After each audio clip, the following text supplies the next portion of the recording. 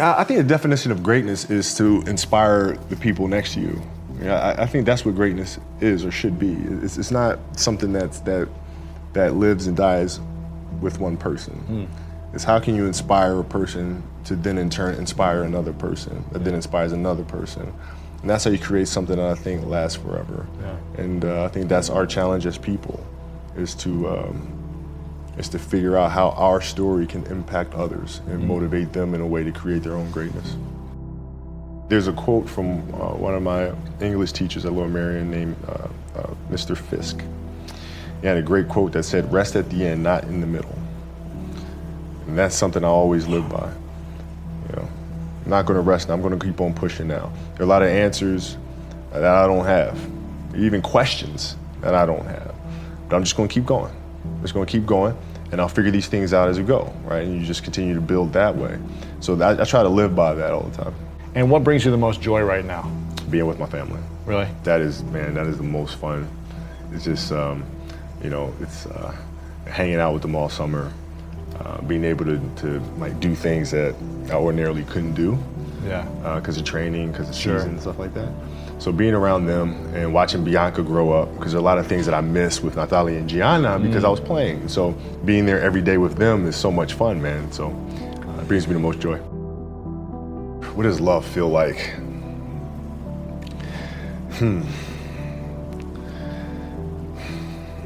Happiness is such a, I think I would describe love as happiness. I think I'd describe it as a beautiful journey. It has its ups and downs, right? Whether it's in marriage or whether it's in the career, things are never perfect. Yeah. But through love, you continue to persevere and you move through them. You move through them. And then through that storm, beautiful sun emerges. Yeah. Right? And inevitably another storm comes. And guess what? You ride that one out too. Yeah. So I think love is a certain determination and persistence to go through the good times and the bad times with the someone or something that you truly love. My parents were great. Growing up, they instilled in me the importance of imagination, of curiosity, and understanding that, okay, if you want to accomplish something, I'm not just going to sit here and say, yes, you can do whatever you want. Yes, you can, but you have to also put in the work to get there, right? So they taught me that at a really early age, man. And when you grow up as a kid thinking that the world is your oyster, all things are possible if you put in the work to do it, you grow up having that fundamental belief. My mom was there on a daily basis. My father was really influential at a really critical time where I had a summer where I played basketball when I was like 10 or 11 years old, in a very prominent summer league in Philadelphia called the Sunny Hill League, where my father played, my uncle played, and they were like all-time greats and such stuff. And Wilt Chamberlain played in the league, Earl of Pro Monroe played in the league. And here I come playing, and I don't score 1 point the entire summer. Really? Not one. How old were you? 10, 11. And you're playing against other 10, 11-year-olds? Or and you didn't score once? Not one. Were you in the game? I was in the game. How'd you not score? Because I was terrible. Really? Yeah. At 10, 11 years old, you were that terrible. Awful. I mean, and I had these big knee pads on because I was growing really fast. I had socks all the way up here, and I had like the pod top skinny, like skinny as hell.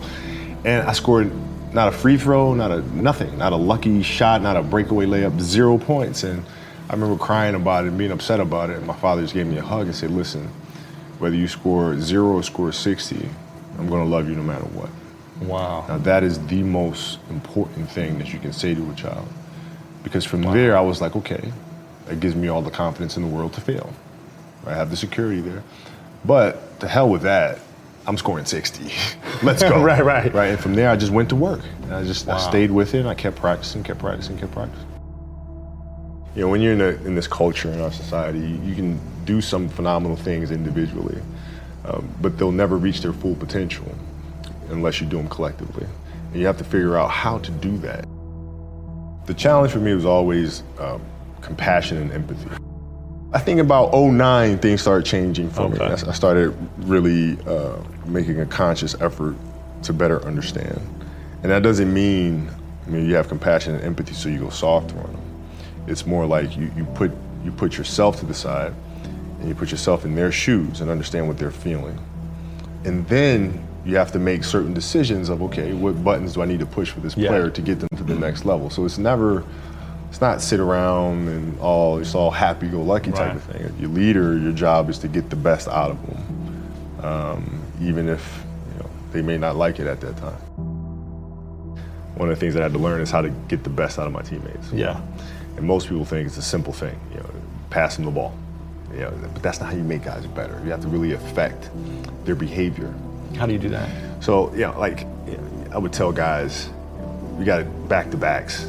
I don't care if we're in Miami, I don't care if we're in a great city of Chicago, you can't go out, we gotta get rest. Right? Back-to-back games. Back-to-back games, right? Monday, Tuesday. You play Monday, you play again Tuesday. The guys aren't gonna listen, right? Right. So a few times, say, all right, we'll all go out. We'll go out together. Really? I'll drink with you, right? But the next morning, I'm banging on your door at 5 in the morning. Let's go. They're not getting Where are we that. going? I hung out with you, now you come hang out with me. Wow. This is what we do, all right, let's go. And we're at the gym, we're working out, right? We hit the bus, we go to practice, we play that night. And they're dead. And they're dead. And they're like, oh, lesson learned.